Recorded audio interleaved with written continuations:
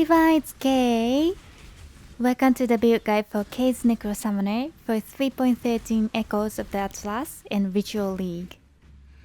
This build guide video is for the Pure Spectres build. It's an endgame build that focuses on Spectres as the sole damage dealers. The build comes with 3 versions: a tanky build with no cluster jaws, a big DPS build with double clusters, and a balanced single cluster build. The gems and links in this guide are optimized for Kravis and Snorlax. But the build can be used with other endgame specters just by swapping some gems. Lastly, don't forget to check the written version of this guide on the official forum. You can also find a lot of discussion and sharing of ideas from other players. In this guide, I will go over the recommended specters, the passives, ascendancy, and pantheon, and the gear including gems and links.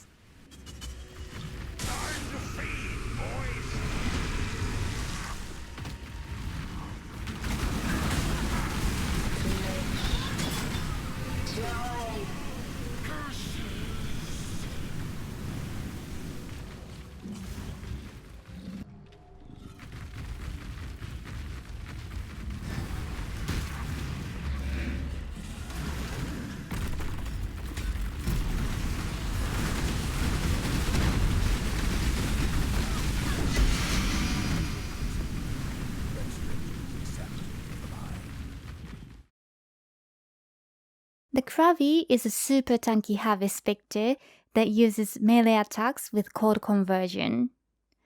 It has a dash slam that gives it faster clear speed than other melee specters. It also has special slam attack that creates water fountains. They can stack on top of each other to give a huge DPS boost. But unfortunately, the fountains will block your view. Lastly, there is a special Screech ability that buffs the Kravis and debuffs monsters. But I wasn't able to find any numbers in the game files. You can get Kravis from the Harvest Garden, Phantasmal Desecrate, or from sharing with other players. The Snorlax is another cold damage melee spectre. It uses the same main attack as the Krabi, but it has more damage and faster attack speed. It also has a special attack with knockback, and a special close-range AoE spell that reduces enemies' action speed by 30%. The clear speed might feel a little slower than Krabi's, but there is no visual clutter to block your view.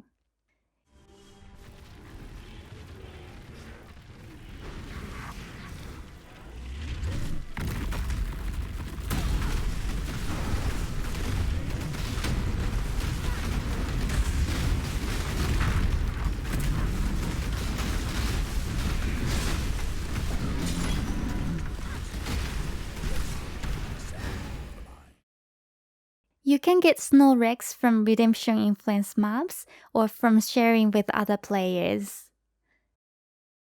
Snorlax and Kravis are difficult to get, so I recommend using a Spectre Bank to store them. You can watch my Spectre Bank guide by clicking on the link at the top right. You can also watch my Spectre Showcase to see other Spectres in my Pure Spectres build. Here are the 3 passive trees for the Pure Spectres build. The No Clusters build focuses on tankiness, the Double Clusters build focuses on DPS, and the Single Cluster is a balanced build. For the Single Cluster build on top of the passive tree. The large cluster should be a minion damage jewel with 8 passive points and 3 notables. It should have Renewal and Feasting Fiends, and the third can be anything. Only allocates Renewal, Feasting Fiends, and both sockets. Don't allocate the third notable.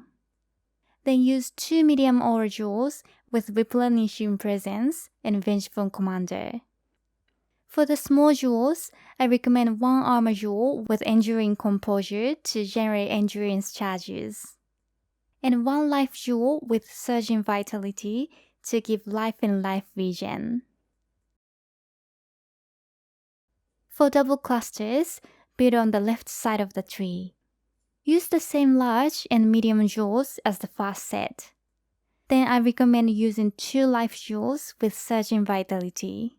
The effect stacks, so you will get 30% life regen. There are also several jewel sockets that you can use for ghastly eye jewels. I recommend having medium blind and toned. You can also use unending hunger to improve clear speed. For the ascendancies, I recommend Commander of Darkness, Unnatural Strength, and Mistress of Sacrifice. For the Pantheon, I like to use Lunaris and Shakari, but all of them are useful, so I recommend changing them depending on the map mods. Note that it's possible to do reflect maps if you use Yugo and a Sibyl's Lamen's ring. Overall, the priority is to get the highest life mod on all items. After that, make sure your elemental res is 75% and get as much chaos res as possible. Then look for item-specific mods. Also check the POB paste bin for odd quality gems. The body armor should have the special mod +1 spectre number, and it needs an open prefix to craft increase maximum life. You can also use a Hunter's Exalted Orb to try to get increased offering effect. The gem links are Ray Spectre, Minion Damage, Predator, Melee Physical Damage, Elemental Damage with attacks, and Melee Splash. When you are fighting endgame bosses, such as Cyrus, swap Melee Splash to Mud Strike. For the helmet, use Devouring Diadem, which comes from the Katarina boss fight. It has 3 special features. Firstly, it reduces mana reserve. So combined with the Sovereignty Notable, you can reserve 100% of your mana with 2 auras and Skitabots. Secondly, it gives Eldritch Battery, which uses Energy Shield instead of mana for skills. This will allow you to do maps with no mana regen. Lastly, Feast of Flesh gives a large amount of life and energy shield recovery. The gems are Generosity, Hatred, Vow Haste, and Skitabots. For your weapon, use a crafted Convoking Wand or Temple Wand. The bench-craft is Trigger a Socketed spell. The gems are Desecrate, Blade Vortex, and Bone Offering. You also need added fire or lightning damage to spells on your wand or ring. This will allow your Blade Vortex to apply EE without self-casting anything.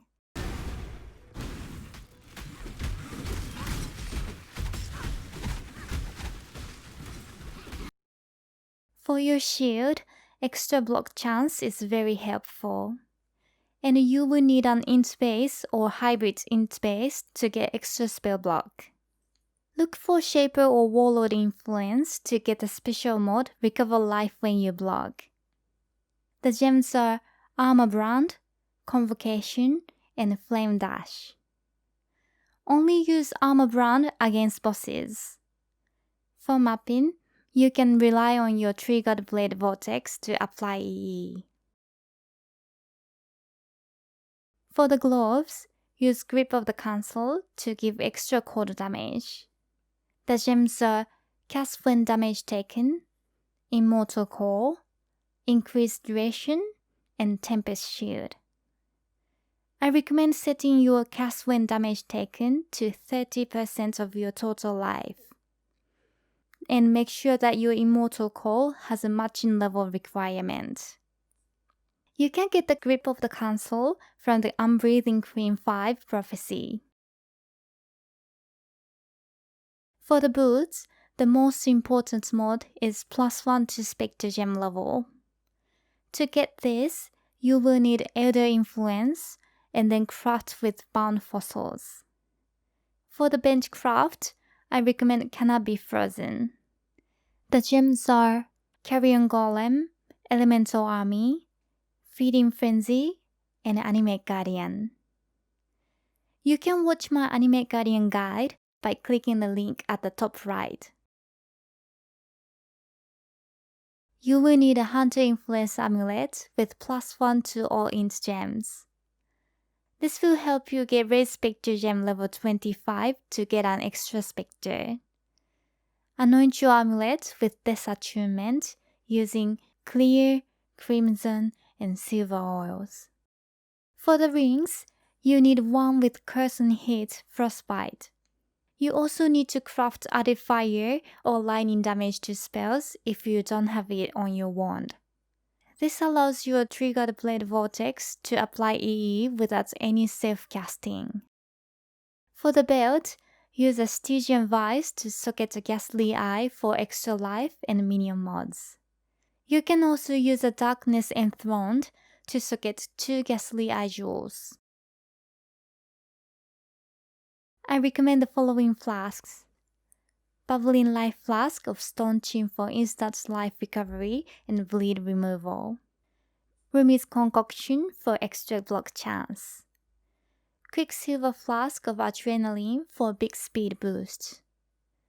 Quartz Flask of Heat to give phasing, dodge, and remove freeze. But if you can craft Cannot Be Frozen on your boots, use of Warding for curse removal. Jade Flask of Reflexes for extra evasion. Okay, hope you enjoyed this build guide video and you have fun playing with Spear Spectres. Let me know what you think in the comments below. Thanks for watching, bye!